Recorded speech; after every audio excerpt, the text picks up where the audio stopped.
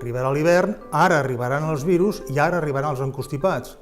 I els encostipats són potencialment més importants en les edats extremes de la vida, amb els nens petits, nadons i lactantets petits o amb la gent gran. Jo com a pediatre la meva preocupació està sobretot amb les criatures petites, perquè són més susceptibles que per culpa d'un encostipat evolucioni cap a problemes més importants. La manera com es transmeten els encostipats no és perquè tinguem fred, no és perquè anem més o menys vestits, és perquè complim o no les mesures higièniques. I la principal mesura higiènica més senzilla que hi ha i la més eficaç és el rentat de les mans. Els virus es transmeten més que per la distància. Aquesta que estem tenint tu i jo ara, en aquest moment d'1 metre, és una distància protectora que fa força difícil que es transmetin els virus, inclús més a la vora. La forma com jo puc transmetre el meu virus cap a tu és a través de les meves mans. Per això és important que si jo et dono la mà o qualsevol contacte físic que puguem tenir sigui sempre previ un rentat de mans, sobretot si jo em sé encostipat. Amb aigua i sabó. Amb aigua i sabó és la manera més simple.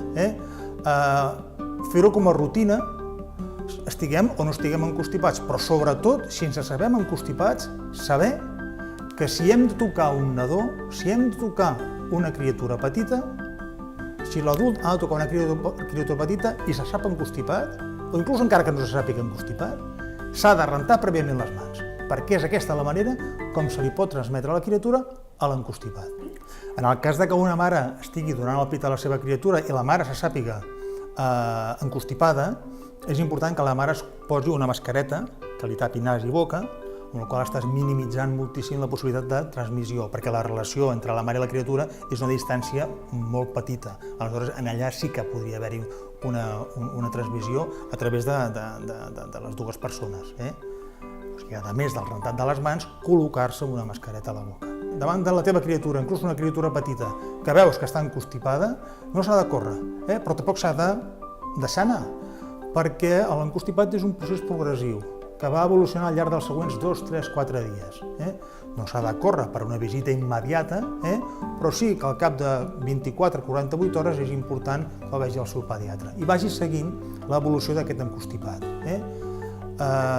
Un paràmetre una dada molt útil a l'hora de valorar si un encostipat evoluciona de forma agressiva, evoluciona de forma ràpidament important o bé evoluciona de forma molt lenta és si la criatura menja o no menja bé. Si una criatura encostipada menja bé, està anant bé. Quan la criatura comença a evolucionar favorablement, el primer que queda repercutit és l'alimentació, que és el que et diuen les mares. Ara no només està encostipada la meva criatura, sinó que a més m'està menjant malament, s'està agafant malament el pit. Tampoc s'ha de córrer, però s'ha de visitar la criatura en les següents 24 hores.